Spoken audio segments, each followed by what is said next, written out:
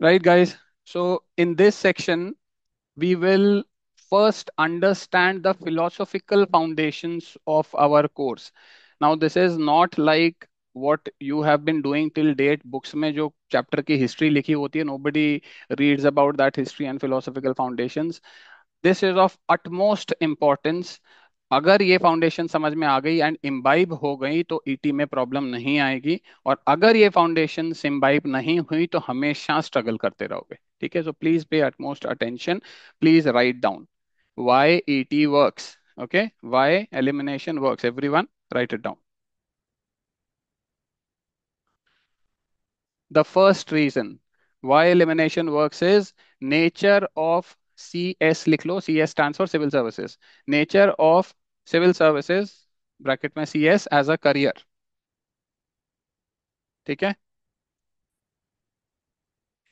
Okay, nature of civil services as a career में पहली बात यही है कि सिविल सर्विसेज ये बिल्कुल कटिंग एज मतलब टॉप टायर का जॉब है। It's not really a job, it's a way of life.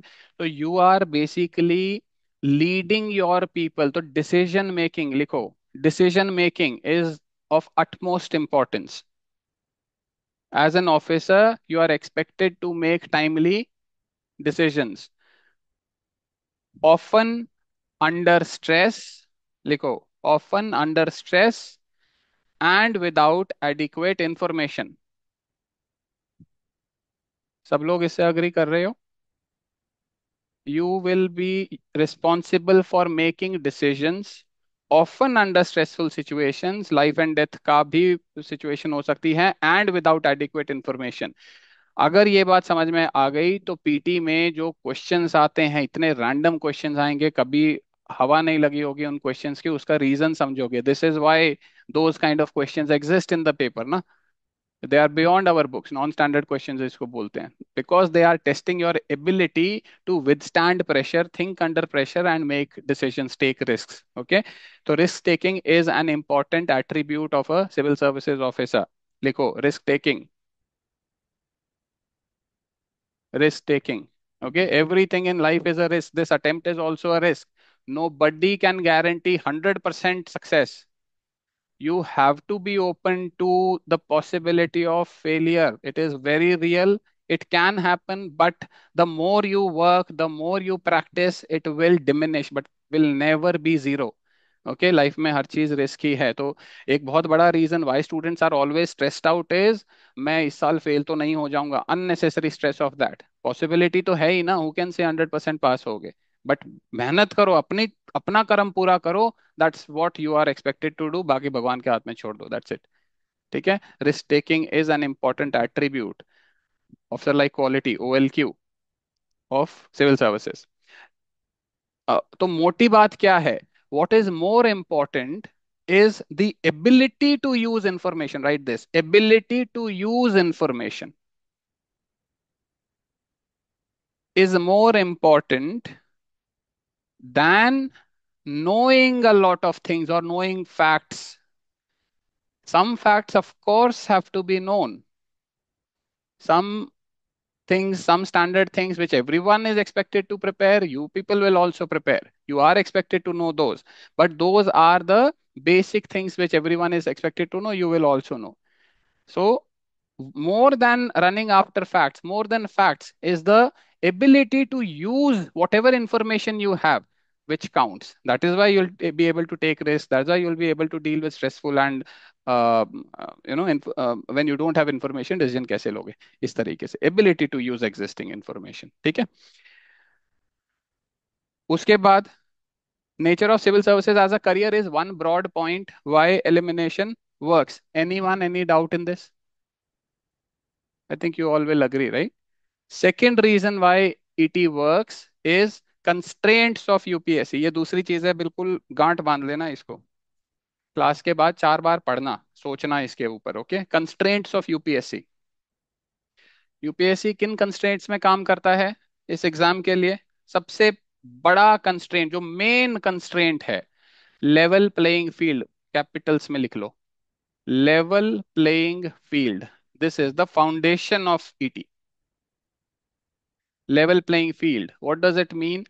Every candidate which appears in prelims should stand a fair chance of clearing it, right? You all agree? Every candidate who is in this exam stands a fair chance of clearing it. Now, this does not mean candidates will not have their own unique advantages and disadvantages. वो तो सबका अपना strengths and weaknesses होगा, लेकिन fair chance सबको होगा, ठीक है?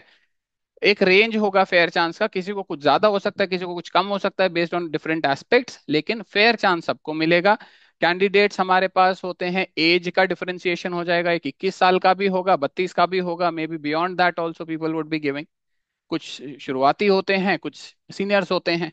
तो एडवांटेजेस डिसएडवांटेजेस सबका रहेगा, बट इट डजंट मीन जो सीनियर है जिसने ज्यादा ईयर्स लगा दिए उसको ज्यादा चांस है क्लियर करने का, ऐसा कुछ नहीं है। फेयर चांस शुरुआती को भी होगा एंड सीनियर को भी होगा, सबको होगा। जो गरीब है उसको भी होगा, ईडब्ल्यूएस है उसको भी होगा, जो सोशो इकोनॉमिक बैकग्राउंड डिसएडवांटेजेस से आ रहा है उसको भी होगा, जो एडवांटेजेस से आ रहा है उसको भी होगा, सबको बराबर का मौका मिलेगा, फेयर चांस होना चाहिए, ठीक है? सिर्फ इतना है, दैट्स इट। अच्छा, तीसरी बात, 1 year of preparation is what is expected, ठीक है? यूपीएससी अपने उसमें तो नोटिफिकेशन में या वीडियोस वगैरह देखोगे यूपीएससी चेयरमैन वगैरह की, तो उसमें तो ये बोल देते हैं कि भाई कॉलेज का जो फाइनल ईयर का बच्चा है वो भी बैठ सकता है प्रोविजनल सर्टिफिकेट लेके एग्जाम देने के लिए। तो दे टेक्निकली दे से you don't even need that 1 year dedicated preparation for this exam. तुम तो इतने सालों से पढ़ते ही आ रहे हो, 10वीं के बाद से, तो you only those things are being asked just in a different way, but still let us assume a decent chance, at least 1 year preparation तो होगा ही ना जो डेडिकेटेड बच्चा पढ़ रहा है। तो जो चीज 1 साल में पढ़ी जा सकती है वो चीज स्टैंडर्ड फैक्ट्स होगी।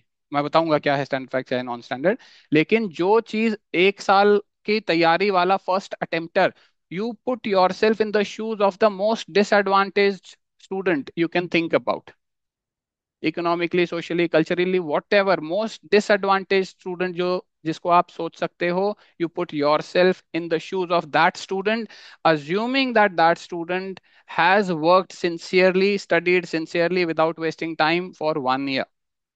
तो वो बच्चा जो नॉलेज से कर सकेगा, which you expect that kid to do with knowledge, वो आपको भी नॉलेज होनी चाहिए। Which you don't expect that kid to do with knowledge, UPSC will not expect knowledge in those question. Some students might have knowledge of those things, लेकिन UPSC is not expecting knowledge, ठीक है?